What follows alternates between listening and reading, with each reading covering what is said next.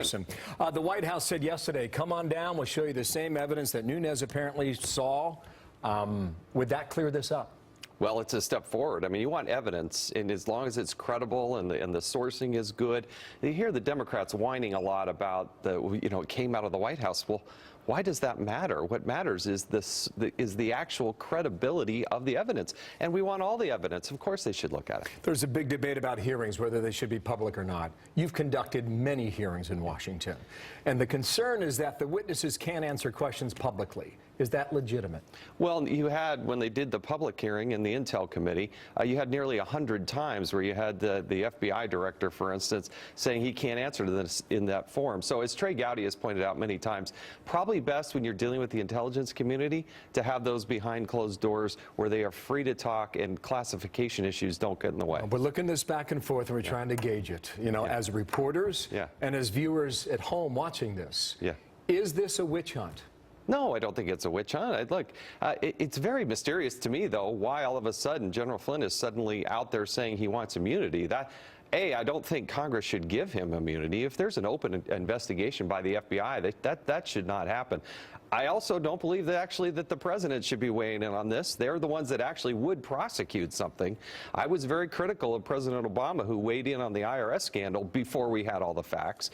And I don't think Donald Trump should be weighing in on this at this point. But I don't think there should be given immunity either. Immunity from what? I mean, we don't know what that is. And so it's up to the Intel Committee. I'm on the Oversight Committee, but sitting in Congress, having been through this, I use that very sparingly.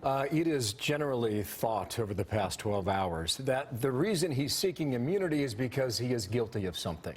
Do you agree with that? Well, it doesn't look good. I mean, I don't know. I mean, the witch hunt, I don't buy that either. We're just trying to get to the facts, and there are some swirling things that need to be answered. And so, would it be helpful to give him immunity in exchange for his testimony so we can clear all this up? Well, remember what we just went through when we were trying to do the Hillary Clinton email scandal and the Department of Justice gave 5 people immunity.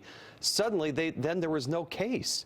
We didn't get the information. Nobody was prosecuted. We know that there was classified information in a non-secure setting, and nothing happened to anybody, and nor did we get to the final bit of truth. So I think it's way too early to suggest that, and you'd have to know what he's going to give up. You said this is not a witch hunt, but Flynn's attorney said it was, and the president tweeted earlier today suggesting indeed it was, using that phrase, witch hunt. So what is it? Well, look, I don't agree with a lot of things that the Democrats have said. I think they've spun this way up, but Republicans control the House, the Senate, and the presidency, and it's only, Attorney General Sessions and his group that can actually prosecute something. So I got to believe it's a pretty high standard to actually get to the point where you'd actually prosecute something. You seem to be a little bit on the fence about all this right now. I mean, did Flynn screw this up? Did Nunes screw it up? Well, we're still in the fact-finding mode. Do Democrats smell blood in the water? I think Democrats have swirled the waters quite significantly, but let's just get to the facts, wherever those may take us.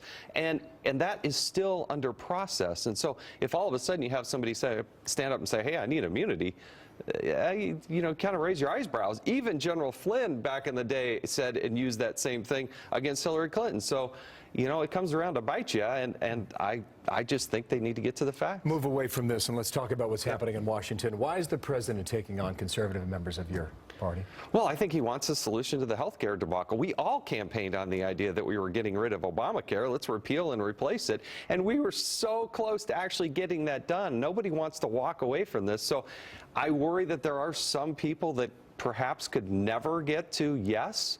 But we're so close. I'm not willing to give up on it yet. Would you advise the strategy that apparently has now developed 7 days later after the healthcare debacle? Well, I think there are a lot of discussions, probably more discussions than most people realize going on, and I think that's a good thing.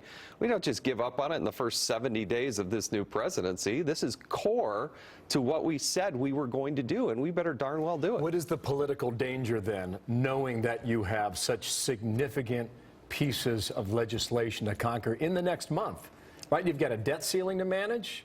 You got to keep the government operating without a shutdown. Yeah. I mean, is this Is this in peril at the moment when you see this relationship developing publicly? Well, you're going to have to tackle that one member at a time, but ultimately we have to come together as Republicans and find something that we can pass. And I think this happens to be a good piece of legislation. I was very supportive of it. It didn't do everything that I wanted, but it did a lot. And we're going to have to couple people together, because I think some of the more difficult things like tax reform, funding the government, the debt ceiling, those things are still ahead of us. But health care is awfully important. You're suggesting 2.0 health care can come back? Oh, yeah. Oh, yeah. I hope it does sooner rather than later. Weeks, months, or? It can't happen soon enough. Obamacare is disaster. It's in a death spiral. And when you talk to families and what they're going through and the prospect that that's going to continue, we got to solve this. We got to give them relief. Thank you. Jason Chaffetz, the Republican from Utah. Nice Thanks, to Bill. see you in person. You bet. Shannon, what's coming up? All right, Bill, with all that in mind, you know President